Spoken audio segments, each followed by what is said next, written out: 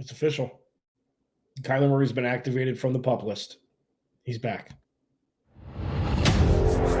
You are Locked On Cardinals, your daily Arizona Cardinals podcast. Part of the Locked On Podcast Network, your team every day.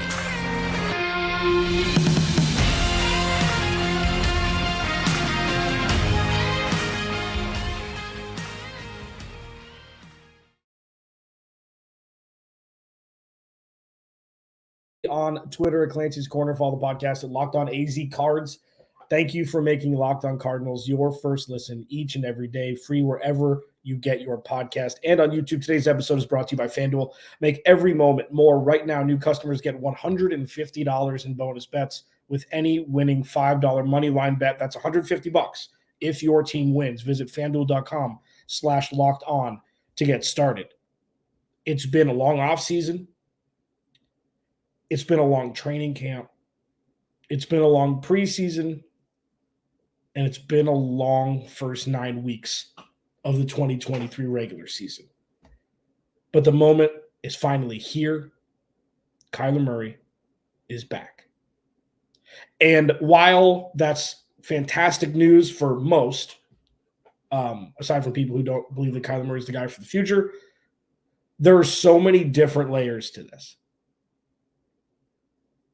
There are so many different layers to what these next 8 weeks, save the bye week, will set the Cardinals up for the future. We have no idea what that's going to look like. But the direct correlative between these next games and the future, there is not a tighter bond between the two. And I'm, it's kind of bittersweet. Obviously, the sweet part is Kyler Murray coming back. The bittersweet part is, while everything was in the abstract and in the future pacing that I've discussed since Kyler Murray went down last year pretty much, the bitterness comes in where now decisions are going to have to be made. Now there's expectations. We've been kind of living in this, fantasy land's the wrong term, but like in this purgatory where it's, okay, wait till he comes back, see what happens. And we've waited until he's returned, and now we will inevitably see what happens. And the wrinkles, and I'm going to discuss this a lot more tomorrow as well. James Conner is eligible to return. The reports out that he's completely healthy, so he may make his return in Week 10 against Atlanta at home. But with Kyler Murray specifically, and I'm going to be discussing Kyler Murray this entire show. I haven't done that in a long time. Almost a year. It's not just about his performance, it's what he's coming back to. And I'll discuss the latter in the second segment. He's healthy. He's ready. He's been more present this offseason and through the first 9 weeks of this season than he's ever been. Jonathan Gannon and Monty Ossenfort gave him that Kyler's our guy thing and blessing. And this is different than Josh Rosen. This is different than, other head coaches, things like that, until it isn't. But right now, seems like the path is Kyler Murray plays well. He's their quarterback for the future. Now, if we may as well get the weirdness out of the way, and this is something I'll discuss a little bit more tomorrow, is what is the actual line of demarcation between good enough and not good enough? How much weight is brought into exterior factors, like the offensive line missing 3 out of their 5 starters, the defense not having the talent necessary to compete, him being rusty, like the opponents that they play, like how much of this will be weighted in things that are out of his direct control? And that is, selfishly, the fascinating part. In my humblest of opinions, if they win, if they split the remaining games that they have, they can't. Yeah. If they go 3-4 or something like that, if they win a couple games and he plays well, I think that's the best case scenario. It's the best case scenario, in my opinion, because you see how much bad quarterback play there is out there? It's egregious what we watched last week from the quarterback position. And if you have a guy who plays at an above average, borderline elite level, you keep him. Grass isn't always greener. And the Cardinals are the benefactor of 2 first-round picks with their starting quarterback already in place. Now, best case scenario is, they win a couple games. You show the proof of concept that I've discussed this entire season. And then you can have a conversation about maybe sitting him out the last couple weeks. These are things that I've been waiting to talk about until, I'm making a circle with I'm not sure what to do with my hands. You can't see that right now. But I've been waiting to talk about all of these things in the actual concrete, in the actual real life application sense, and not in when this happens, we can discuss it then. This is going to go from we'll see what happens to we're watching what happens overnight. Everything will be under a microscope. Every snap, every throw, every ill-advised play. Everything will be under a microscope, positive or negative. And then it's going to be up to Monty Osborne and Jonathan Gannon to decide if he's shown enough like they think he will. And he already has a 20-mile lead in the marathon. He just now has to show that he is still what he was before he got hurt. And if you forget how good Kyler Murray has been for this team, he's not perfect. Yeah. He's made some bad throws. Yeah. He threw an underhand pass falling down in the end zone for a pick six instead of taking the safety. Yeah. He's not 6'7", 240. I don't see many quarterbacks winning in this league. Period. That's not named Patrick Mahomes. So it's not like the Cardinals are so far behind the curve because Kyler Murray's not a perfect quarterback. And I implore people to go watch on YouTube some clips, some Kyler Murray clips, just to remind you how special he is. That in an offense that was for high schoolers. That in an offense led by a coach who never won at any level. This is big boy football here in Arizona.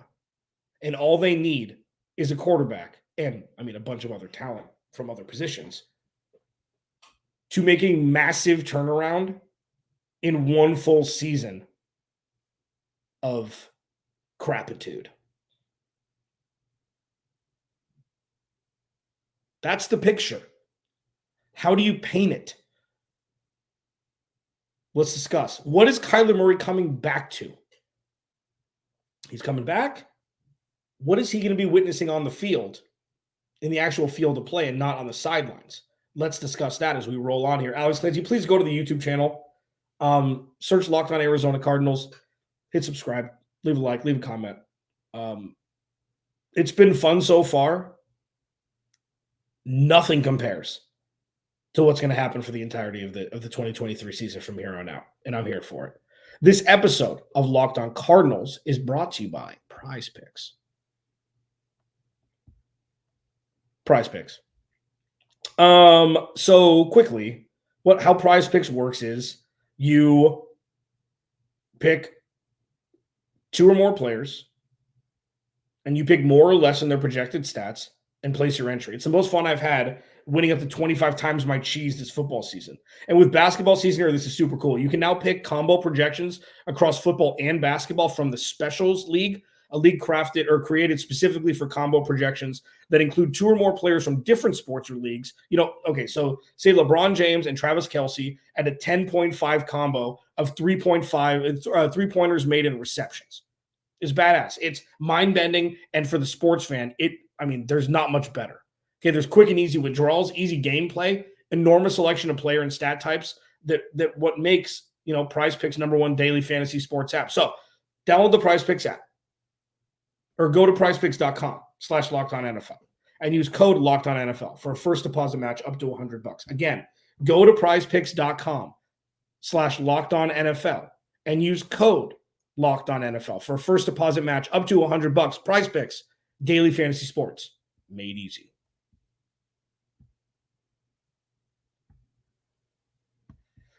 Locked On Cardinals, Alex Clancy. That's me. Thank you for the continued support.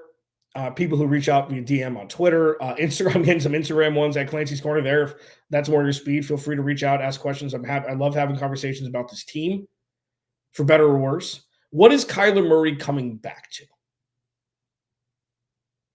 This is the first major wrinkle, in this whole story. This isn't the San Francisco 49ers waiting for their quarterback to come back, rear and ready to go. This isn't the Joe Burrow Bengals waiting for Joe Burrow to come back. This is a team without 3 of their starting offensive linemen. We'll see about Will Hernandez. He did get injured last week against Cleveland. Elijah Wilkerson's been on IR. DJ Humphries got hurt with a foot or an ankle. It's not great. Jalti Froholt and Paris Johnson Jr. have played this entire year. Kudos to Paris Johnson Jr. It hasn't been, it hasn't always been great. The Pro Football Focus doesn't like him. I don't know why. I'm going to get Trevor Sikkema on from Pro Football Focus. One of my dear friends used to be part of this network to talk kind of draft stuff. I'm going to wait until after Kyler Murray's first game, but I'm going to ask him about Paris Johnson Jr. and the ratings from him because he's been fine. He's been fine. But a lot of the ratings are in the high 50s, low 60s, and I want somebody smarter than me to be able to explain why. But the offensive line is Swiss cheesy. James Conner will help if he's back. We'll see Amari DeMarcado's health after missing last week. Michael Wilson, hopefully ramping up, ready to play in week 10. He's coming back to a wide receiving core that he knows, aside from Michael Wilson, which is good. Hollywood Brown's one of his best friends. First 6 weeks of last year, Hollywood Brown was a Pro Bowler. Massive target share, massive reception numbers, massive yards receiving, touchdowns, etc. before he got hurt. So that's good. Okay, there aren't a lot of, and then Trey McBride. So there's a couple faces that he hasn't had a lot of reps with. Michael Wilson, Trey McBride didn't get a lot of run in Cliff Kingsbury's offense last year, especially before Kyler Murray got hurt. If James Conner comes back, you'll be good there. The offensive line is going to be tough. It's never taken a snap from Jalti Froholt in game time. We'll see if they move Paris Johnson Jr. over to the left if DJ Humphries misses time and bring Kelvin Beachum in to play right tackle. I feel like that would be the most rational sense. Like, all right, Rook. All right, Paris Johnson Jr., 6th overall pick. You're playing your position. Go do it. And then we'll see, again, what Paris Johnson Jr. is made of immediately. What he's done so far is everything he's asked to have done. He's not giving up wild quarterback pressure percentages. He's not giving up wild quarterback hits or sacks. He's a rookie playing on the right side. You move him over, and this could be giddy up central if he's going to be the left tackle for the future for the Arizona Cardinals. So the offensive line, we don't know. TBD, incomplete, which isn't ideal. Now, on the defensive side of the ball, less ideal. Dante Stills is proven to be the best interior defensive lineman the Cardinals have. 6th-round pick. Lecky Fotu has shown flashes. Cameron Thomas hasn't done much from the pass rush position. Zaven Collins pops his head up here and there. But he hasn't really made an impact. Marco Wilson he's outmatched. Antonio Hamilton is outmatched. Starlin Thomas is outmatched. It's just, and then you have Budda Baker and Jalen Thompson over the top. Kazir White's been fine. I think Kazir White is going to absolutely thrive when they infuse some more talent on the defense. I think he's going to absolutely thrive because you've seen flashes. But you've seen competent flashes. These aren't Isaiah Simmons flashes or Zayvon Collins flashes from last year. These are competent, high-level, off-ball linebacker flashes. So overall, what is Kyler Murray coming back to? Yikes. So this goes back to the original conversation. What do you need to see from Kyler Murray to prove that he's the guy for the future? I think he's going to blow the roof off expectations, and the expectations need to be tempered. Fans are tough, man. Cardinals fans are tough. It's tough to make some Cardinals fans happy. And I love the conversations back and forth. It's not a direct attack at anybody. It's tough. You want wins right now. Oh, it's the coaching staff. Well, look at who they're coaching. This is the hard reset. With that, you're grading on a curve in an uncurvable situation. This is the NFL. You are a quarterback who is tasked to go win more games than you lose, a lot more than you lose, to make plays, to save poor situations, bad play calls, bad offensive line play, broken plays, whatever it is. So while winning games is the ultimate for a quarterback, for their job, even though quarterback wins isn't necessarily, the best, barometer for success from the quarterback's performance standpoint, that's normally what it is. I don't think that that's going to be the case this year. And that's the mind screw. That's the brain screw. What are the expectations for Kyler Murray as it directly relates to his future with the organization? This is going to be the most fun segment I've done since he tore his ACL, and I'm stoked for it. Hopefully you are too. This episode of Locked On Cardinals is brought to you by FanDuel. FanDuel. Score easy this NFL season with FanDuel, America's #1 sportsbook. Right now, new customers get $150 in bonus bets with any winning $5 money line bet. That's $150 if your team wins. If you've been thinking about joining FanDuel, there's no better time to get in on the action. The app is so easy to use, man. There's a wide range of betting options, including spreads, player props, over-unders, more. If you want to do futures for who's going to win the Super Bowl, this is a prime time for that because you could still get pretty good odds on teams that maybe aren't leading their division, but they're a playoff team. FanDuel's got you covered. So visit FanDuel.com/lockedon and kick off the NFL season. FanDuel, official partner of the NFL. Expectations. What are the expectations for Kyler Murray in an effort to make the picture clear on if he's the quarterback for the future for this team? What are the expectations of him that would give Monty Osborne and Jonathan Gannon the information necessary to make a clear decision on the future with the Cardinals' future in the balance? Leave in the comments what you think. And every day, if I'm on the Kyler Murray side of the aisle, as I've mentioned it in the past. I think that he's made the best out of a bad situation for the entirety of his time here. And with that, it's something that, I don't think this is numbers based. Sure, turnovers, sacks taken, interceptions, things like that, of course, numbers based. But I don't think, let's put it this way, 24 for 30, 230 yards, 2 touchdowns, and an interception,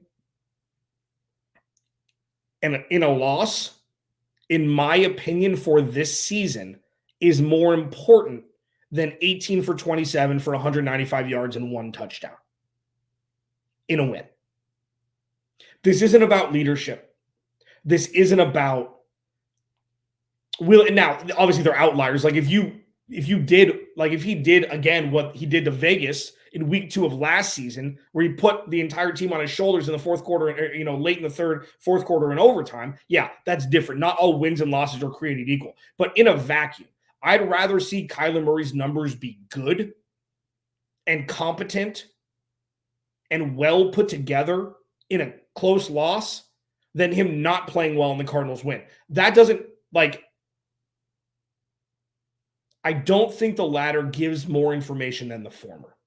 Better numbers, irrespective of outcome.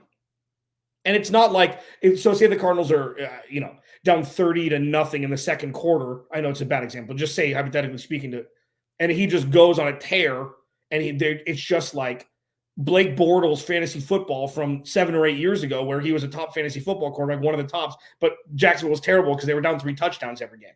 That's not what this is. Competitive, win-loss doesn't matter. I'd rather that than him not play as well and the Cardinals win.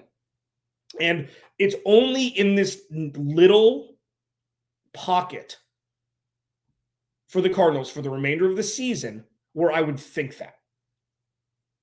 And it's not like you want the Cardinals. So you want the Cardinals to play well and lose so they have a higher draft pick. No, that's not what it's about. This is about expectations for Kyler Murray.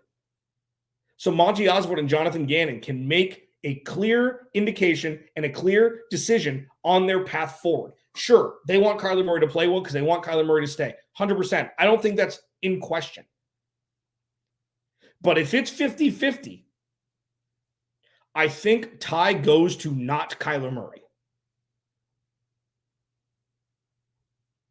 I think tie goes to not Kyler Murray. Because, the cap hit will be huge next year if they trade him. But if they get the third overall pick,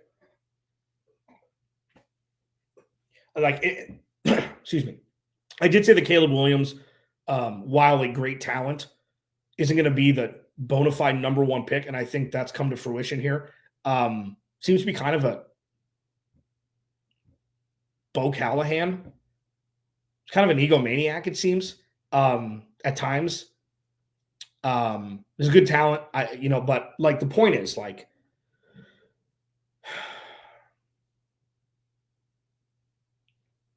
while it's always nice to dictionary definition what's going to happen in the next season as it pertains to the draft. Oh, second overall pick, they're going to get a quarterback, and it's going to work. Many more times than not does that not happen.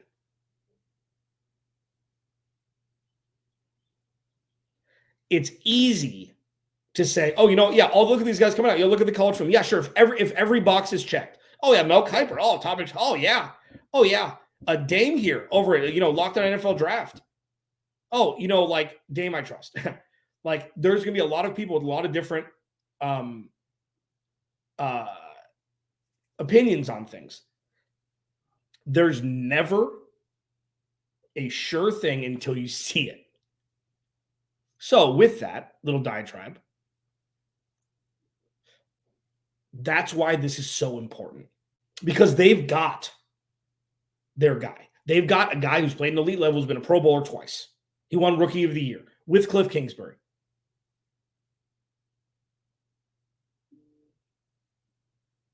Wanting Kyler Murray to succeed is for the betterment of the future of this organization, regardless of where they draft. They got a hell of a head start. They got a 9-week head start. And that, say they get to 4 wins, that'll be top 7. I still think they should draft an offensive lineman and a corner anyways, or an offensive lineman and a defensive tackle. Especially in this draft, you could take the best of both because there's so many quarterbacks you're going to be towards the top. Marvin Harrison Jr. too. The Cardinals still haven't eaten their vegetables. They did this year. They need to do it one more time when Kyler Murray's healthy. So expectations for Kyler Murray. You know what? I'm going to have Dame on, I think, early next week too, because he's fantastic. One of our Locked On NFL hosts, Locked On NFL Draft hosts. This is a very, very interesting time. It's a dash of choose your own adventure. It's a dash of play it safe while having a QB1 already on the roster. And the third dash is the unknown of the NFL draft, and everything can happen between now and then. So while clarity will start in week 10, this is going to be a massive uphill battle for clarity as pertaining to what the Arizona Cardinals roster will look like week 1 of next year. And I don't know how people don't get jacked up for this. You get jacked up for this. I don't know how you don't. This is it.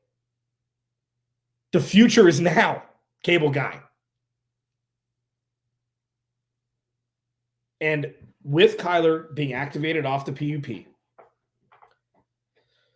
these are the ways this can go. Because expectations, as I've talked about this, I could do an hour on just expectations because there's so many different tributaries towards this or to this and from this.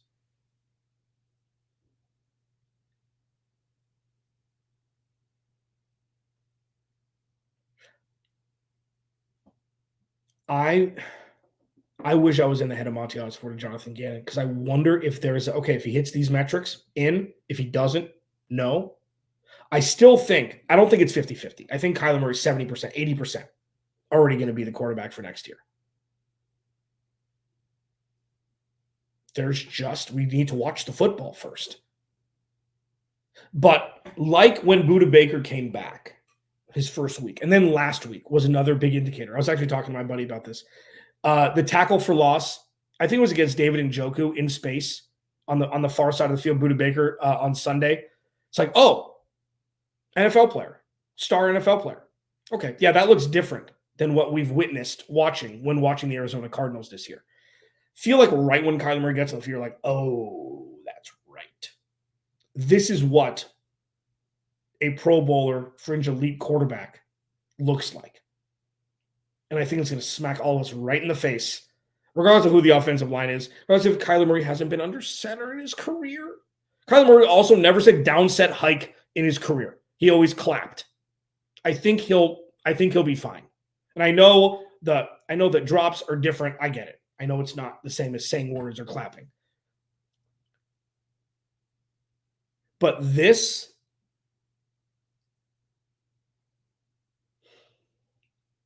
is what it's like. Kyler Murray, and I'm not saying him, like I'm using this as a metaphor. Kyler Murray is a piece of art on the wall. And Jonathan Gannon and Monty Osborne are the curators of the museum trying to appraise how much the future of the Arizona Cardinals will be tied to Kyler Murray. It's in the abstract. Still, numbers, wins, what is it in between? We don't know. But it starts on Sunday. It's gonna start fast. Like, it's here. Oh, it's here. Oh, and then, these next 8 weeks. I tell people to appreciate football and appreciate everything. Appreciate these next 5 weeks because they're going to go like that. You're going to get to see Kyler Murray. You're going to get to see the Cardinals in winnable games. There's going to be a surge in the valley with Kyler Murray back. And I'm ready. Are you? I hope so. I'll talk to you tomorrow. Locked On Cardinals, your team every day.